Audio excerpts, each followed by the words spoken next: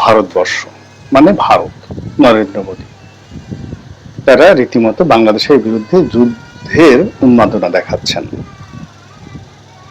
তারা তাদের সেই উন্মাদনা প্রথমে শুরু করেছেন ভারতের কতগুলো মিডিয়ার মাধ্যমে, বিশেষ করে কলকাতা কেন্দ্রিক যে কতগুলো মিডিয়া রয়েছে তাদের এত আপত্তিকর এবং এত উত্তেজনাকর যে খবর, আলোচনা, অঙ্গভঙ্গি, ওগুলো দেখলে বাংলাদেশের নাগরিক হিসেবে নিজেদের অঙ্গ জ্বলে যায়।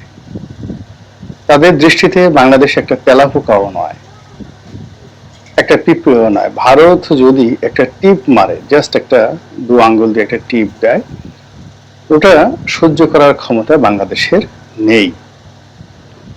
তারপর তাদের আরো প্রচারণা হলো যে এই বাংলাদেশকে তারা খাইয়ে রেখেছে, তারা পেঁয়াজ না দিলে, আলু না দিলে, মরিচ না দিলে আমরা কি বাঁচতাম? তাদের গম খেয়ে আমরা বাঁচি, তাদের চাল খেয়ে আমরা বাঁচি, আমাদের এত দাপট কিসের? তারা যদি আমাদের দেশের মানুষদেরকে চিকিৎসা না দিতেন, কলকাতার হাসপাতাল, মুম্বাইয়ের হাসপাতাল, তাহলে আমাদের দেশের মানুষ কি বাঁচত? 18 কোটি মানুষ এতদিন 9 কোটিতে পরিণত হয়ে যেত। তারপর তাদের বক্তব্য হলো যে এই জাতিগোষ্ঠীর সৃষ্টির পেছনে ভারতের অবদান, বাঙালিরা কিছু করেনি, কোনো মুক্তিযুদ্ধ, কিচ্ছু না। মুক্তিযুদ্ধকে যদি গত সেই 30 বছরে কেউ অস্বীকার করে থাকে, 50 বছরে কেউ অস্বীকার করে থাকে, এই প্রথম দেখলাম ভারত অস্বীকার করেছে। তাদের বক্তব্য হলো ভারতীয় সেনাবাহিনী পাকিস্তানের বিরুদ্ধে যুদ্ধ করেছে, যুদ্ধে জয়লাভ করেছে, তারপর পাকিস্তানি সৈন্যদেরকে বন্দি করে বাংলাদেশ থেকে নিয়ে গেছে, আর এই ভূমিটিকে খালি করে আওয়ামী লীগের হাতে এদেশের শাসনভার তুলে দিয়েছে। ফলে স্বাধীনতা, সার্বভৌমত্ব যা কিছু হোক না কেন, এগুলো ভারতের দয়া। এই সকল কথাবার্তা বলে, ক্রমাগত বলে, তারা রীতিমতো বাংলাদেশ এবং ভারতের যে সম্পর্ক জনগণের পর্যায়ে, এখানে একটা বিষক্রিয়া তৈরি করে ফেলেছেন। অনেক লোক আওয়ামী লীগ করেন, শেখ হাসিনা যাওয়ায় খুবই ব্যথিত, কিন্তু এ সকল প্রচার প্রপাগান্ডা শুনে তাদের মাথা ঠিক নেই। আর যারা ভারতকে পছন্দ করেন না, আওয়ামী লীগকেও পছন্দ করেন না, তাদের কথা হলো যে তুমি তো একে তো পালিয়ে গিয়েছো, দ্বিতীয়ত সেখানে গিয়ে টাকা দিয়ে, পয়সা দিয়ে এ সকল মানে সাংবাদিককে কিনে ক্রয় করে যেভাবে দেশ বিরোধী প্রচারণা চালাচ্ছ, এই বাংলার জমিনে তোমার আর জায়গা হবে না। এইরকম একটা জনগণের যে মত এবং অভিমত তৈরি হয়ে গেছে, এটা হলো বাস্তবতা। ফলে কি হলো আপনি দেখুন, আজকে 8 মাস 9 মাস হয়ে গেল আওয়ামী লীগের পতন, কিন্তু তাদের কোনো কার্যক্রম করার ন্যূনতম যাকে বলে সুযোগ বাঙালি দিচ্ছে না। তাদের কোনো লোক প্রকাশ্যে নেই, সভা সমিতি, সেমিনার তো দূরের কথা, রাজপথে, চায়ের দোকানে তারা তাদের যে পরিচিত স্থান সেখানে তারা থাকতে পারছে না। কক্সবাজারের লোক চট্টগ্রামে, চট্টগ্রামের লোক ঢাকাতে, ঢাকার লোক ময়মনসিংহ, এভাবে তারা পালিয়ে বেড়াচ্ছে।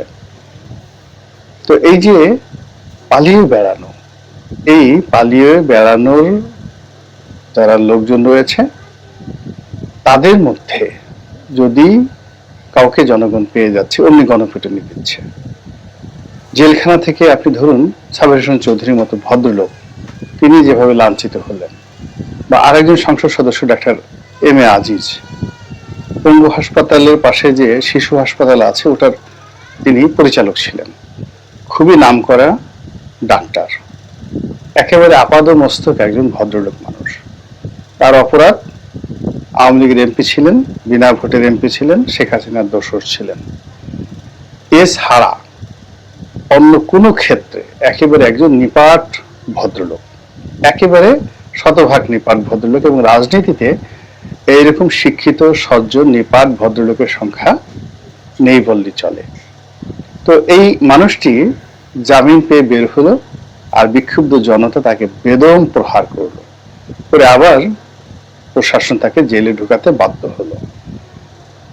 তো এই দৃশ্য দেখে আপনি বুঝতে পারেন যে যদি আজিজ সাহেবের মতো মানুষের সঙ্গে এই ধরনের ব্যবহার করা হয়, তাহলে বাহাউদ্দিন নাসিম, জাহাঙ্গীর কবির নানক, ডক্টর হাসান মাহমুদ, কামরুল ইসলাম, সাবেক আইনমন্ত্রী কামরুল ইসলাম, আনিসুল হক, সলমান এফ রহমান, উনাদেরকে যদি কেউ পান, বা ডাক্তার দীপুমণিকে যদি পান মানুষ প্রকাশ্য রাজপথে, তাহলে কি ধরনের একটা পরিস্থিতি তৈরি হবে, এই বিষয়টা ভারতে যারা পালিয়ে আছেন তারা এখন পর্যন্ত বুঝতে পারছেন না। বুঝতে না পারার কারণে এবং তাদেরকে যারা আশ্রয় দিয়েছেন ভারত, তারাও বুঝতে পারছেন না। বুঝতে না পারার কারণে কি হচ্ছে, বাংলাদেশের সঙ্গে ক্রমশ তারা সেই আচরণ করার চেষ্টা করছেন যে আচরণ তারা 1971 সনে পাকিস্তান জমানায় করেছিলেন। তখন বাঙালির যে সেন্টিমেন্টটা, সেই সেন্টিমেন্টটা মুক্তিযুদ্ধের পক্ষে ছিল, ভারতের পক্ষে ছিল, আওয়ামী লীগের পক্ষে ছিল।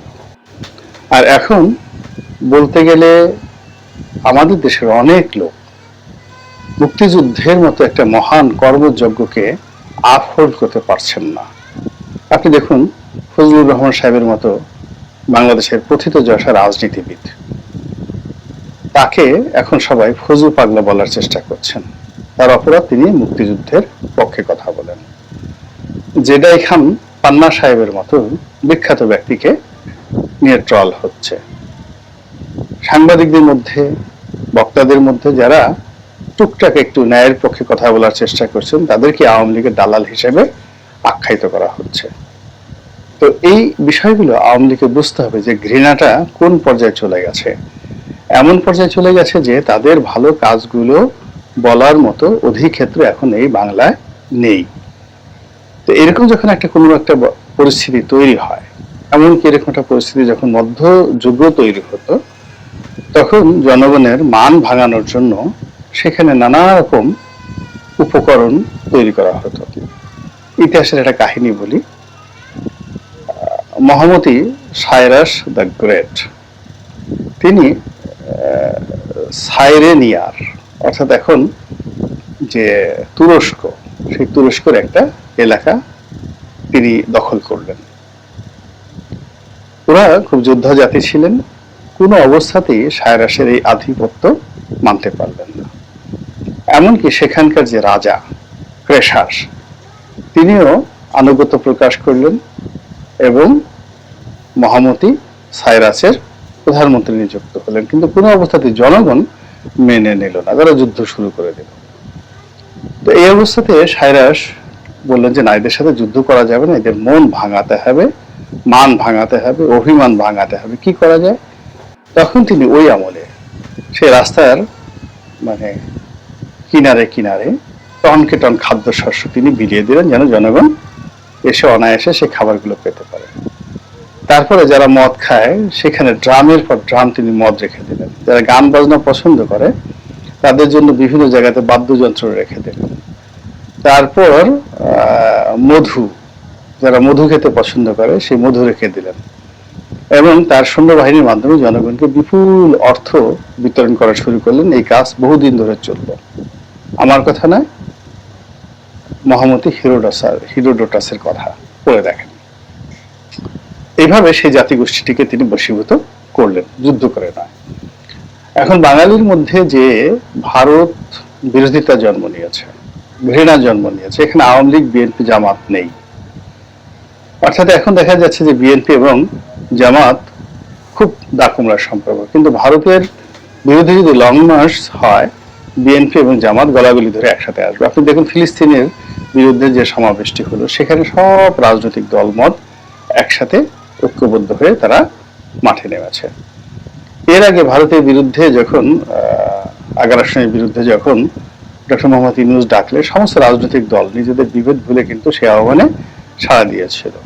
তো ভারতকে সেই বিষয়গুলো বুঝতে হবে, কিন্তু ভারত সেই বিষয়গুলো না বুঝে তারা গোয়ার্তুমি করছে, অস্ত্র এবং অর্থের শক্তিমত্তা দেখাচ্ছেন, বাংলাদেশকে হেয় করছেন এবং নিজেদেরকে খুব বড় ভাবছেন। ভারতীয় পার্লামেন্টে একটা বক্তব্য শুনছিলাম, একজন সংসদ সদস্য তিনি বলছিলেন যে ভারতের লোকজন স্টুপিটের মতো কথা বলে বাংলাদেশ নিয়ে। বাংলাদেশের পার ক্যাপিটা ইনকাম তো ভারতের চেয়ে বেশি, তো বাংলাদেশকে দরিদ্র বলে কিভাবে? বাংলাদেশের লোকদেরকে লাথি দিয়ে ভারত থেকে বের করে দিতে চায় অমিত শাহ।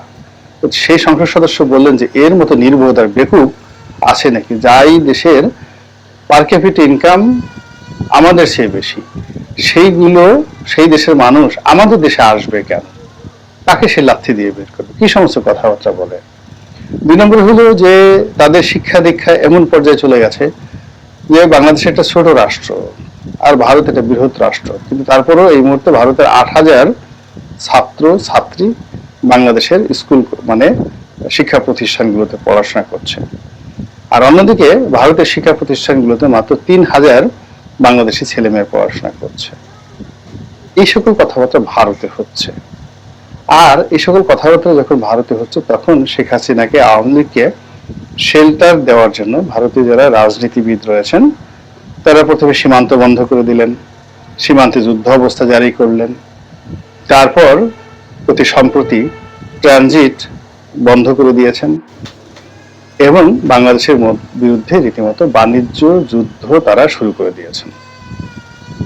যে পণ্যগুলো একেবারে তাদের এক্সপোর্ট বাংলাদেশ ছাড়া অন্য কোথাও এক্সপোর্ট করার কোনো সুযোগই নেই, সেই পণ্যগুলো তারা এক্সপোর্ট করার চেষ্টা করছেন বাংলাদেশে, আর যেগুলো অন্যত্র এক্সপোর্ট করার সুযোগ আছে সেগুলো বাংলাদেশে এক্সপোর্ট করছেন না।